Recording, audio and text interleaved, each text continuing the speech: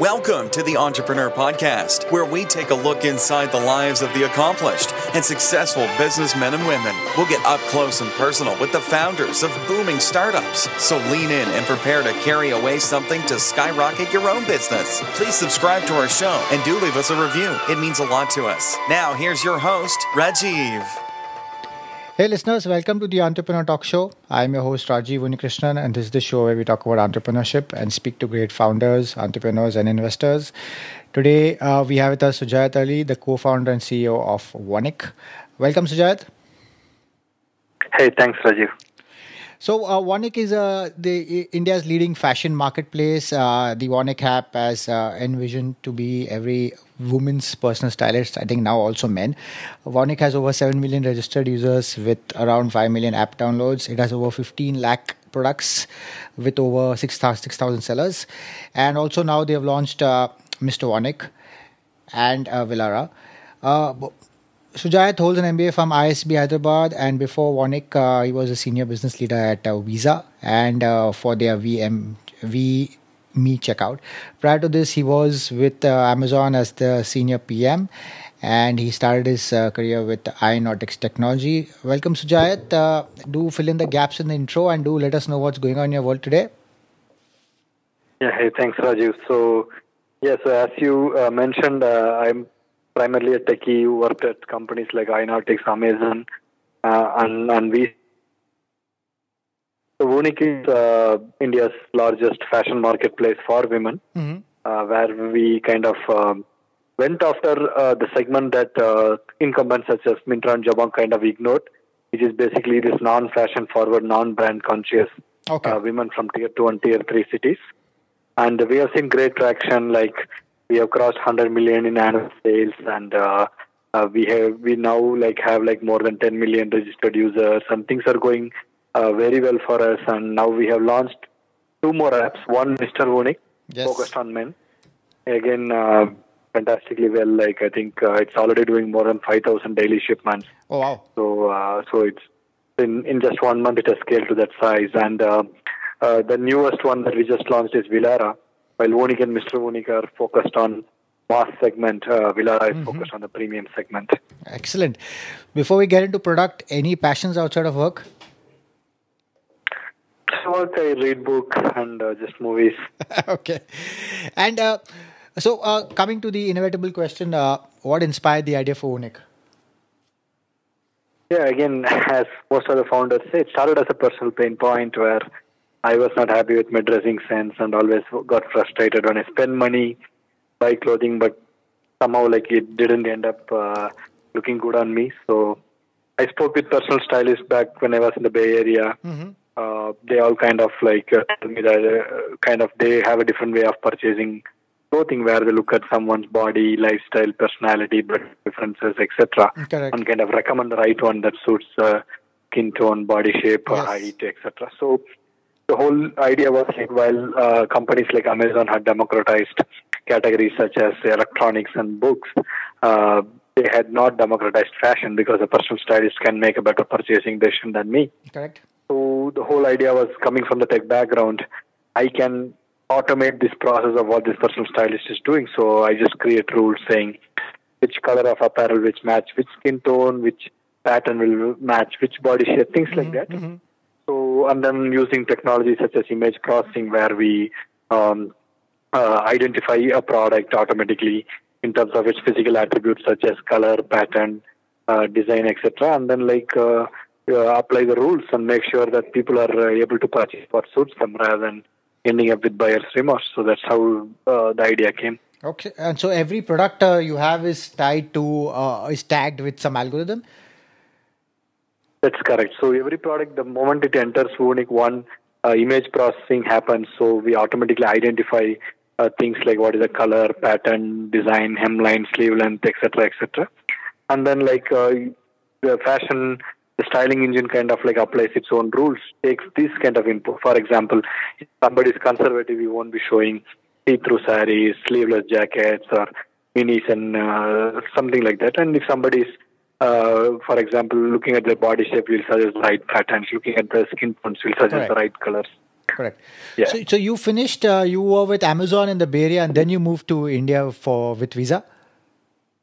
Yeah, so I was Okay. with Amazon in Seattle for 4 years, and I was also with Visa in the Bay Area, and Okay. I moved to India in 2013 when I started this company. Okay. So what's the vision for Warnick?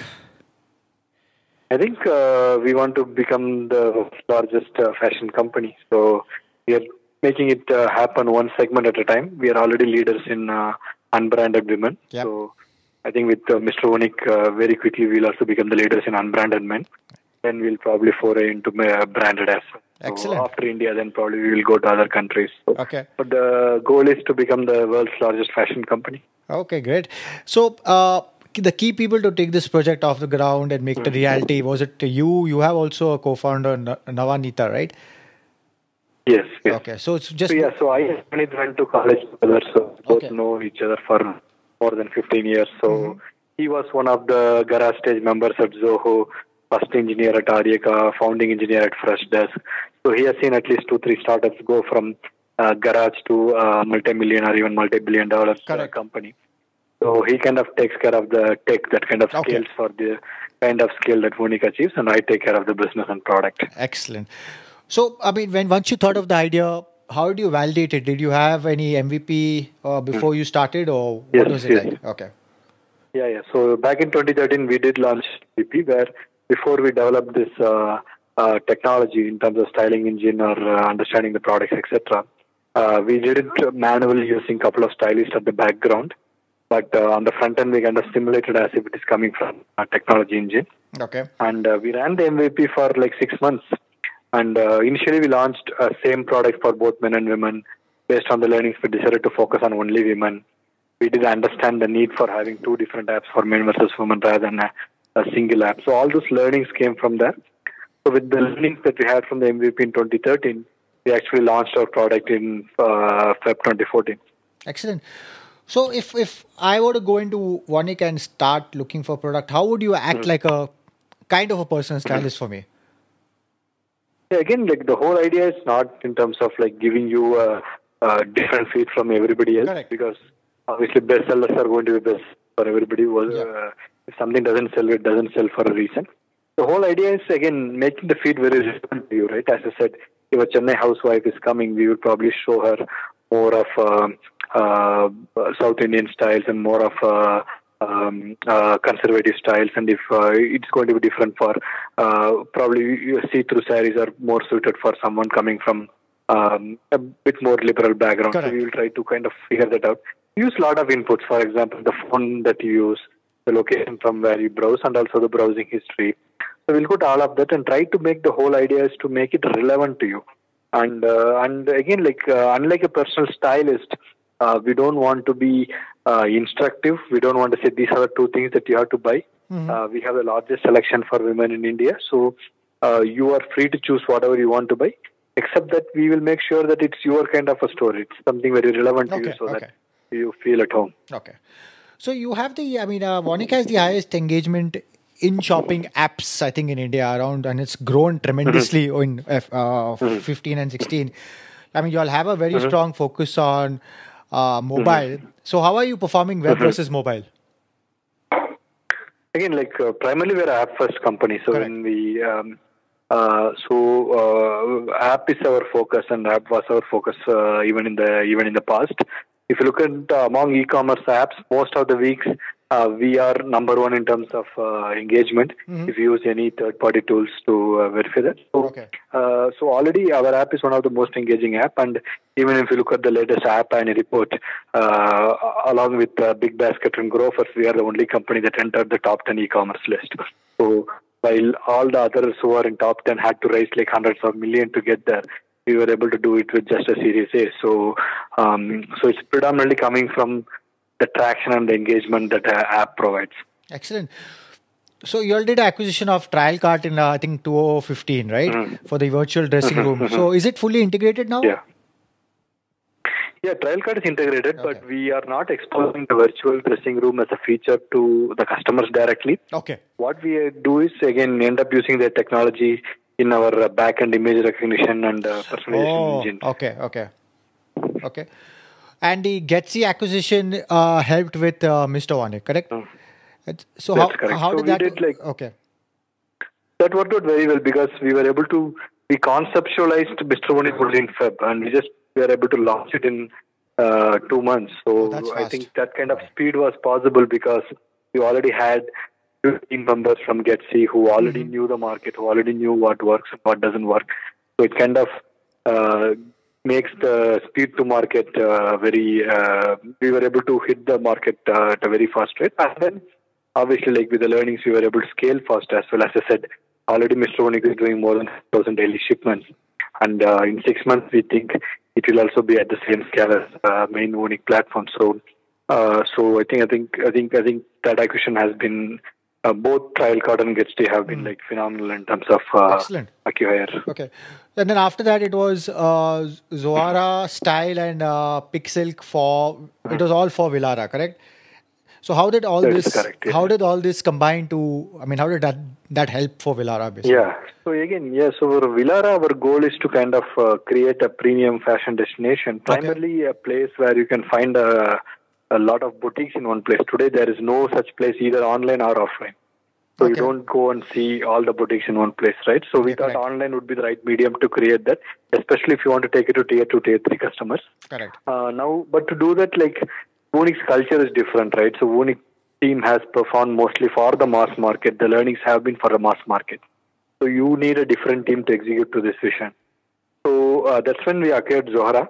Okay. Zohara was also trying to do very similar thing. I think they even started before Warnick, but they couldn't reach the scale that they want.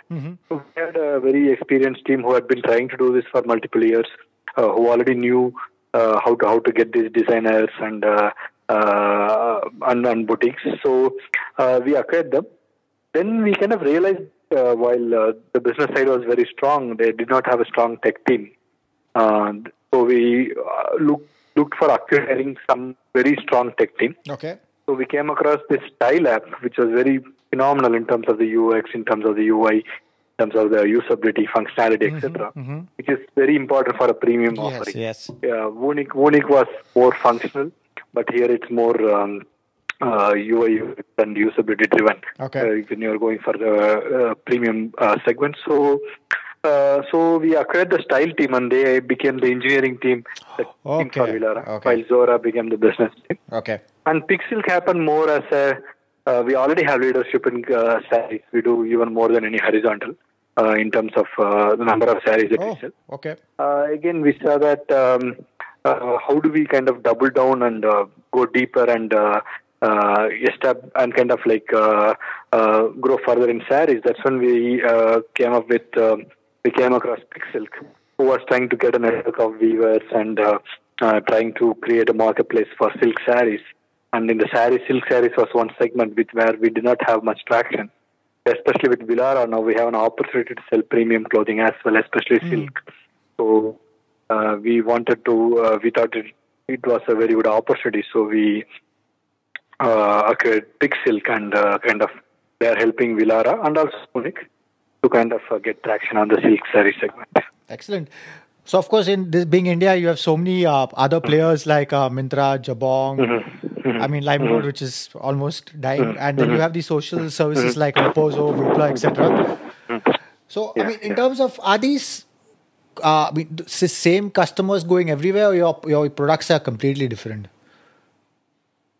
At least if you look at someone like Reposo, Hoopla, the target segments are very different. Correct. They go after mostly 18 to 21 versus our target segment is more of 25 to 35. Okay. So there is we are not competing on that side. When it comes to Myntra, Jabong, again, both the seller segments and target segments are different. They have probably 1,500 to 2,000 brands. We have like 20,000 unbranded. So it's completely different selection. Okay. And also on the customer side, they go after metro-centric, fashion-forward, brand-conscious women or men, and we go to like the opposite of that, right? Mostly coming from tier 2, tier 3, unbranded and non-fashion-forward mass segment. So the only one probably will come close to is someone like a Limeroad, but in terms of scale, we are very far ahead. So almost like I think our competition will be more of horizontals. Correct. Someone like an Amazon rather than Myntra or Jabong or the small startups like Okay. LimeRoad. Okay. So, I mean, with your latest Series B of, I think, total almost 25 million in funding. So, your latest round is going to be used for product and more acquisitions. What's it for, primarily? It's primarily going to be used for product and marketing, Okay. given that we have 2 new apps. Now we have to scale that, so some money will go there, and obviously Munich continues to grow. Okay. Acquisitions is more in terms of like our team is mostly young, and we don't want to hire middle managers or senior managers from other corporates because they don't bring the entrepreneurial culture. Yes. Acquihire is a way for us to get experienced people, but at the same time, like get with the entrepreneurial culture. Okay, got it. So, what's the current team size like, Sujayath? What's your... Currently, we are 250 on the core. Okay. This is like outside customer support and operations. Okay. Probably another 200. Okay. At the end of 2015, I think you were 33 on the top 100 startups in India. I think this year there will be a lot of changes. So how do you see it, y'all growing in this year? As I said, like our burn is low and our scale is high, and we have good runway. So we don't see funding as a parameter. Correct. But so overall, the way how we look at it is like in terms of runway, how good are we? And with the recent round, we have very good runway. So it's like for now, it seems like we are good. Okay. And what would you say are the key challenges faced by fashion startups today in India? I think so. Mostly, if you see like a lot of players, again, Fashion and You to start with, and then it happened with LimeRoad, Craftsvilla. I think the big question is like a lot of people, even with Jabong, a lot of people hit scale, and then something happens that they're not able to grow beyond that glass ceiling. Correct.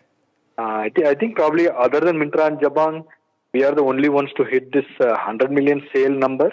Okay. But even then, like that is one question, like what is happening? Why did these companies kind of fail after reaching such a scale? So we are very conscious about that, and we try to keep our heads down, focused on any leading indicators to see is there anything that is changing in terms of buyer behavior, or is there any issue happening in new customer acquisition? Are we hitting any glass and that? So we are to look out for that. But probably the challenge would to make sure that we are growing at the same healthy pace. Okay. Year after year. Okay. So moving out of business, Sujayath, who influenced you most in life?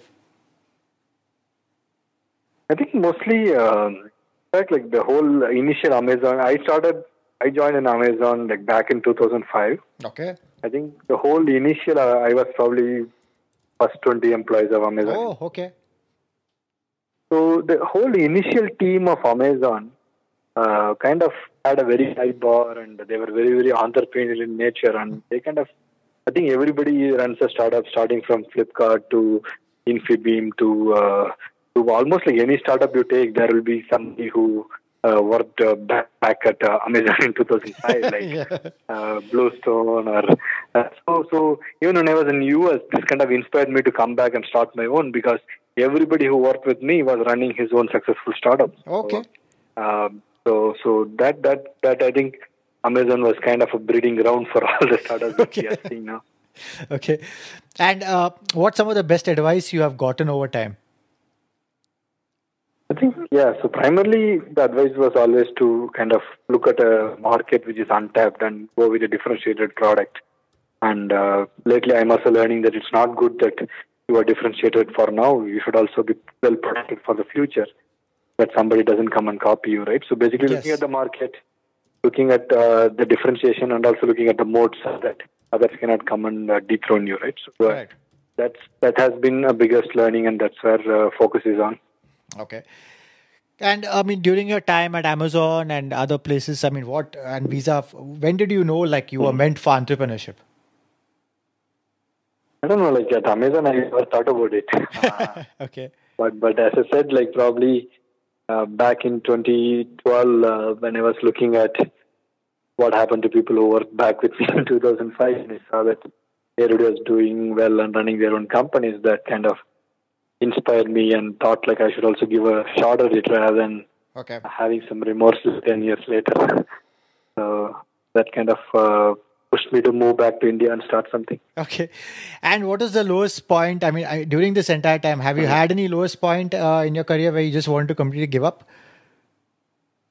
I mean, that as any other startup, you go through that like probably once every month or every few months. So I think the journey is always like that. One day you feel like it's not going to work and you just give up, and the other day you just come like very pumped up, right? Correct. That's the nature of running any startup, and so we also went through that, and are still going through that. Okay.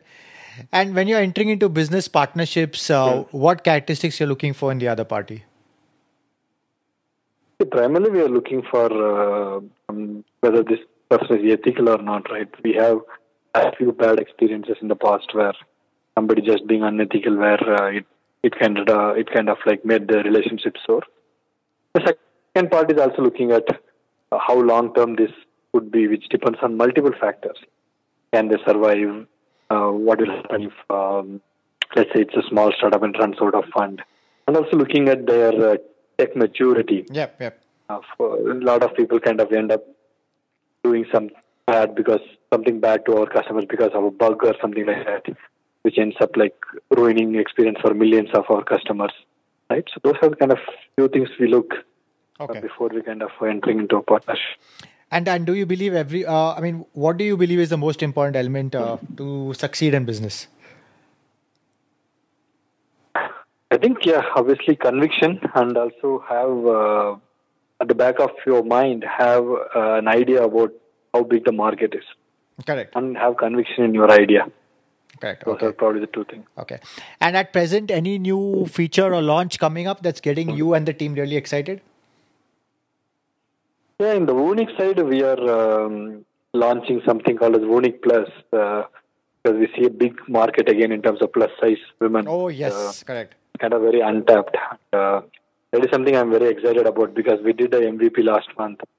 The initial results are very promising. Okay. So we think that could be a very big thing for Vunic. Where do you see yourself and your business, let's say in the next 2 to 3 years? Yeah, I think in the next 3 years, definitely like we will have a very strong leadership in fashion in India. Okay. And probably some leading indicators that we can replicate this in other countries, at least in South Asia. Okay, great. So now we come to a part of the show which is a quick fire round, simple, brief answers. Mm-hmm. Okay. When people ask you, what do you do? How do you answer that? They're fine. Okay. When you think of the word successful, who is the first person that comes to mind? My son. What do you excel at that people might not realize? Execution. Okay. And what is something you believe in that other people think is insane? That you need crazy ideas to win the market. Okay. And what would you say is your greatest weakness? They are too soft. Okay. M-commerce or web commerce? M-commerce. Okay. And your favorite city? Bangalore. Excellent. Finally, Sujayath, any last thought or piece of advice that you want to give our listeners? No, I think we are in a very, very exciting phase where it's not just that the entrepreneurial community is building up and helping each other and shaping something very great, but also we have support from government to even to our Prime Minister. So I think it's a very opportune moment for people to start up and do something great. I don't think they should go by some small tactical, seasonal things such as funding dry up or small things like that. I think this is a great time. Okay. And I mean, if the listeners want to get in touch with you and also access Vunic, what are the coordinates for that? Yes, so Vunic is available at vunic.com and Mr. Vunic is available at mrvunic.com. An app you can just search and download for Vunic and Mr. Vunic. Okay. I'm reachable at Sujayath at vunic.com. Excellent. Again, Sujayath, thanks for taking the time to talk to us and inspiring our listeners to start their own ventures. And all the very best at scaling Vunic and Mr. Vunic to new lengths. Yeah, thanks, Roger. Thanks for the opportunity. Do visit Wanik.com and MrWanik.com and visit us at the AsianEntrepreneur.com to get the show notes and leave a review on your thoughts about the show. Thank you.